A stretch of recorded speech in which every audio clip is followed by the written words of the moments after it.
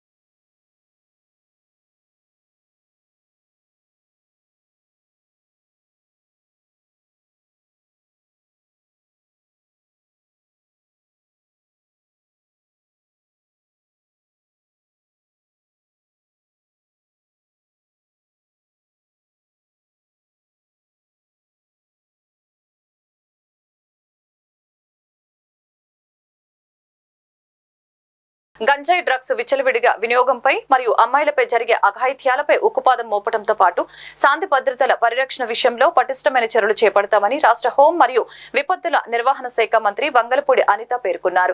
బుధవారం ఉదయం 11:19 సమయంలో అమరావతి రాష్ట్ర సచివాలయంలో రాష్ట్ర హోం మరియు విపత్తుల నిర్వహణ శాఖ మంత్రిగా ఆమె బాధ్యతలు స్వీకరించారు. ఈ సందర్భంగా ఆమె మాట్లాడారు. గత 5 ఏళ్ల కాలంలో రాష్ట్రంలో గంజాయి డ్రగ్స్ ను విచ్చలవిడిగా వినియోగించడం జరుగుతుంది. మాదక ద్రవ్యాల వినియోగంపై ఉక్కుపాదం మోపేందుకు ఒక టాస్క్ ఫోర్స్ ను కూడా త్వరలో ఏర్పాటు చేయనున్నట్లు తెలిపారు. గత 5 ఏళ్ల కాలంలో రాష్ట్ర ప్రజలు శాంతి భద్రతల విషయంలో ఎన్నో సమస్యలు ఎదుర్కొంటున్నారు. అటువంటి సమస్యలు రాష్ట్రంలో పునరావృతం కాకుండా పటిష్టమైన చర్యలు చేపడతామని తెలిపారు. DGP Harish Kumar Gupta, home principal secretary G Vijay Kumar, intelligence అదనపు DG Kumara Vishwajit, railways DG Tripathi Ujala, additional DG law and order S Bagchi, APSP అదనపు DG Atul Singh, DIG Rahul Dev Sharma, police personnel IG P Venkatramireddy, SEB IG Raviprakash, SPF IG Trivikram Varma, APSP DIG Rajakumari తదితర పోలీసు అధికారులతో పాటు పలువురు అనధికారులు మంత్రికి పుష్పగుచ్చాలు అందజేస్తూ అభినందనలు తెలిపారు.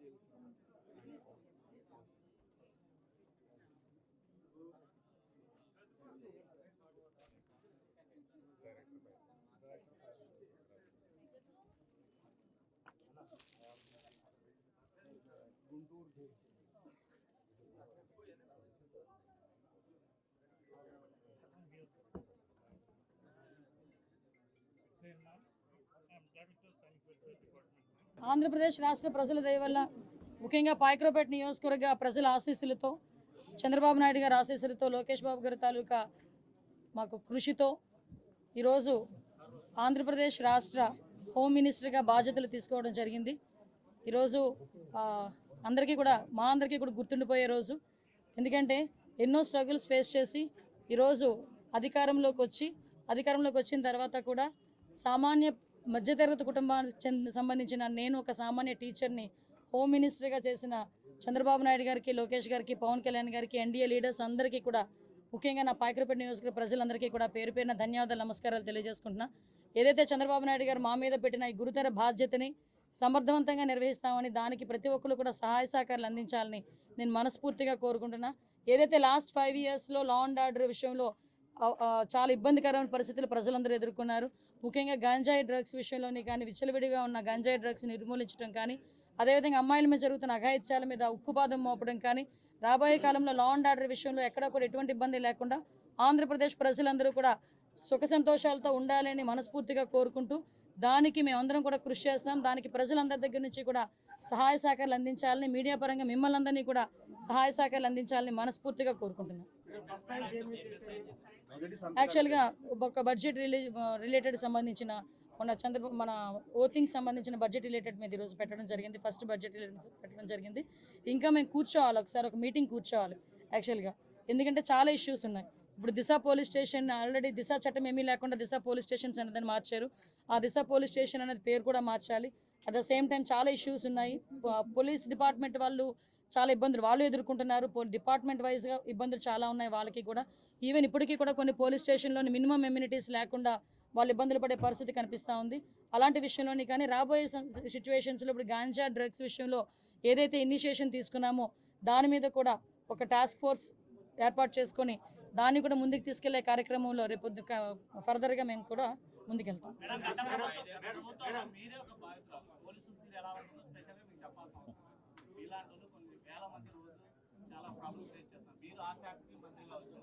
అటువంటి పోలీస్ అధికారులకు ఏం సలహా ఇవ్వాలి? సలహా కాదండి. ఇక్కడ ఒకటి ఏంటంటే అదంటే నేను చాలా సందర్భాల్లో చెప్తుంటాను, యథా రాజా తదా కేడ్. అట్ ద సేమ్ టైం యథా రాజా తదా సైనిక్. ఓకే, రాజు ఎలా ఉంటే సైనికులు అలాగే ఉంటారు. ఈరోజు రాజు మారాడు, సైనికులు ఆటోమేటిక్గా మారాలి. That's it. ఎందుకంటే ఇంతకు ముందులాగే రానున్న శాసనసభ సమావేశాల్లో రాష్ట్ర అభివృద్ధికి ప్రజా సంక్షేమానికి సంబంధించి అర్థవంతమైన చర్చలు జరగాలని కోరుకుంటున్నామని శ్రీ పయ్యావుల కేశవ్ తెలిపారు. టీడీఎల్పీలో దివంగత ముఖ్యమంత్రి నందమూరి తారక రామారావు చిత్రపటానికి నివాళులర్పించిన అనంతరం శాసనసభ కార్యాలయంలో శాసనసభ వ్యవహారాల బాధ్యతలు నేడు స్వీకరించిన సందర్భంగా కేశవ్ మాట్లాడారు. శాసనసభ ఏర్పాట్లకు చెందిన ఫైల్స్ పై తొలి సంతకాలు చేశారు. రాష్ట్ర ప్రజలకు జవాబుదారీతనంతో కూడిన పారదర్శకమైన పాలన ముఖ్యమంత్రి నారా చంద్రబాబు నాయుడు సారథ్యంలో రాష్ట్ర ప్రజలకు అందించేందుకు కృషి చేస్తామని కేశవ్ తెలిపారు. శాసనసభ కార్యదర్శి పీపీకే రామాచార్యులు, సంయుక్త కార్యదర్శి విజయరాజు, ఉప కార్యదర్శి కె రాజ్ కుమార్, ఇతర అధికారులు, సిబ్బంది, పిఏఓ శ్రీమతి కె పద్మజ, స్టేట్ ఆడిట్ అధికారులు తదితరులు పయ్యావుల కేశవ్ కు అభినందనలు తెలిపారు.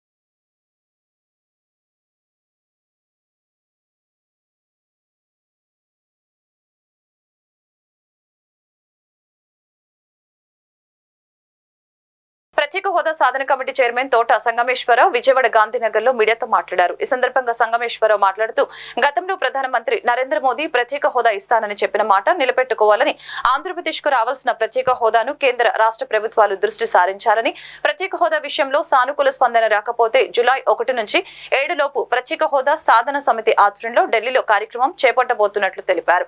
లక్షల కోట్లు రాజధాని నిర్మాణానికి అప్పు చేసి తీసుకుని రావడం సరైన విధానం కాదని, రాష్ట్ర రాజధాని అనేది రాష్ట్ర పరిణామాల్ని ఉండే విధంగా ఉండాలని తెలిపారు. ప్రత్యేక హోదాను తక్షణమే మంజూరు చేయాలని, రాష్ట్ర రాజధాని నిర్మాణాన్ని తక్షణమే తగ్గించాలని తెలిపారు. కేంద్ర రాష్ట్ర ప్రభుత్వాలు డిమాండ్ చేస్తున్నట్లు తెలిపారు. కార్యక్రమంలో ప్రత్యేక సాధన సభ్యులు పాల్గొన్నారు. వాటి వల్ల మాత్రమే జరుగుతుంది. ఈ నేపథ్యాన్ని దృష్టిలో పెట్టుకుని ప్రజాస్వామ్యబద్ధంగానే ఒక రాష్ట్రం, దాని ముఖ్యమంత్రి, ఆ రాష్ట్రానికి సంబంధించిన ప్రభుత్వం, కేంద్ర ప్రభుత్వంలో ఎలా అయితే మీ సీట్లు వాళ్ళకి ఇచ్చి ఆ ప్రభుత్వాన్ని నిలబట్టడానికి అవకాశం ఇచ్చారో, మా రాష్ట్రానికి కావాల్సిన హామీ ఇది, మీరు మాకు ఇది ఇవ్వండి అని చెప్పని ప్రజల గొంతు కూడా వినిపించాల్సిన అవసరం ఉంది. ఈ మేరకు తక్షణంగా ప్రజల గొంతు నింపించే బాధ్యతని రాష్ట్ర ప్రభుత్వం తీసుకుంటుందని అనుకుంటున్నాము. కేంద్ర ప్రభుత్వం కూడా గతంలో నరేంద్ర మోడీ ప్రధానమంత్రి కూడా హామీ ఇచ్చున్నారు ఆంధ్రప్రదేశ్లోనే. ఆ హామీ దృష్టిలో పెట్టి నెరవేర్చమని కోరుతున్నాం. తక్షణంగా ఆంధ్రప్రదేశ్ రాష్ట్రానికి రావాల్సిన హోదా విషయంలో రాష్ట్ర ప్రభుత్వం, కేంద్ర ప్రభుత్వం, కేంద్రంలో ఉన్నటువంటి ప్రతిపక్షం, రాష్ట్రంలో ప్రతిపక్షం మొత్తం కూడా 4 గొంతులు ఒకసారిగా రావాలన్నటువంటి మా డిమాండ్.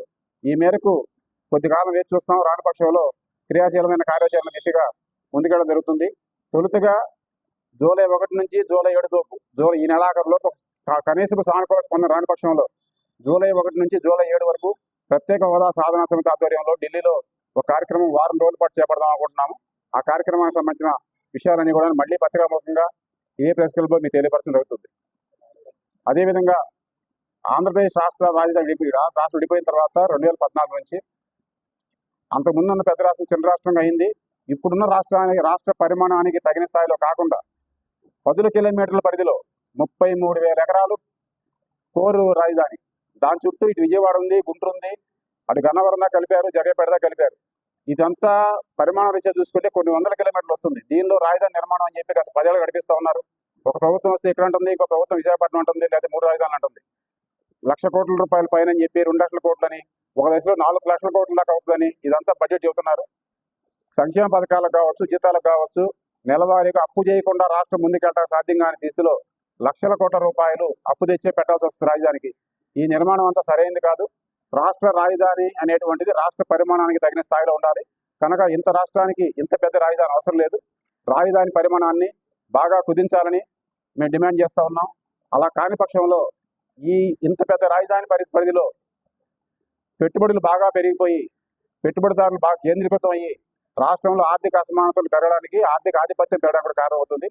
అసమతుల్యత పెంచే రాజధాని కాకుండా జగ్గైపేట పట్టణంలోని బాలికల జిల్లా పరిషత్ ఉన్నత పాఠశాలలో విద్యార్థులకు శాసనసభ్యులు శ్రీరామ్ రాజగోపాల్ తాతయ్య పుస్తకాల కిట్లను పంపిణీ చేశారు. ఈ సందర్భంగా ఆయన మాట్లాడారు. విద్యార్థులు చదువుల్లో మంచి ప్రతిభ చూపి టీచర్స్ కు, తల్లిదండ్రులకి మంచి పేరు తీసుకుని రావాలని తెలియజేశారు. అనంతరం నిర్మాణంలో ఉన్న నాడు నేడు పాఠశాలల భవనాన్ని పరిశీలించి ప్రారంభానికి ముందే స్లాబ్ పై నీళ్లు నిలిచేలా నాసిరకం పనులు నిర్వహించారని, నియోజకవర్గ వ్యాప్తంగా జరిగిన అవకతవకల్ని ఉన్నతాధికారుల దృష్టికి తీసుకువెళ్లి తగిన న్యాయం జరిపిస్తామని అన్నారు. కార్యక్రమంలో స్కూల్ యాజమాన్యం మరియు టీడీపీ, బీజేపీ, జనసేన పార్టీ నాయకులు పాల్గొన్నారు.